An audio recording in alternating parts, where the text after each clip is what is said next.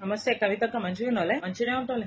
నీ తైతక్క లేదో నువ్వు వాడుకోక ఎందుకక్క నువ్వు కళ్యాణ్ గారి జోలికి వస్తావు? నువ్వు కళ్యాణ్ గారి జోలికి రావడం కాకుండా unfortunately he became a deputy CM అంటావా? కళ్యాణ్ గారు సీరియస్ పొలిటీషియన్ కాదా?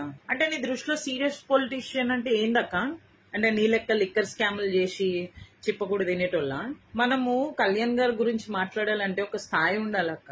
ఆయన రాత్రింపగలు కష్టపడుతూ ఆయన శాఖకు సంబంధించి ఆ బాధ్యతలు తీసుకొని దాన్ని ఎలా నిర్వర్తించాలి, ప్రజలకి నేను ఏ రకంగా ఉపయోగపడతాను అని చెప్పి ఆయన పనిచేస్తున్నాడు. పదవి అలంకరణకి తీసుకోలే ఆయన బాధ్యతగా తీసుకొని ప్రజలకి మంచి చెయ్యాలని చెప్పి పనిచేస్తున్నాడు ఆయన. నువ్వు వచ్చి సీరియస్ పొలిటీషియన్ కదా, అయ్యా మర్చిపోయినా నువ్వు సీరియస్ పొలిటీషియన్ అంటే లిక్కర్ స్కామ్లు నీ లెక్క చేయాలని ఆయనకు అస్సలు తెలియదు అక్క. ఆయన ఎంతసేపు నీతి నిజాయితీ అని చెప్పి ఆయన ఆ వేలో ఉంటాడు. నువ్వు ఆ స్థాయికి రావాలంటే నువ్వు ఎన్ని తరాలైనా ఆ దారిలోకి కూడా రాలేవు.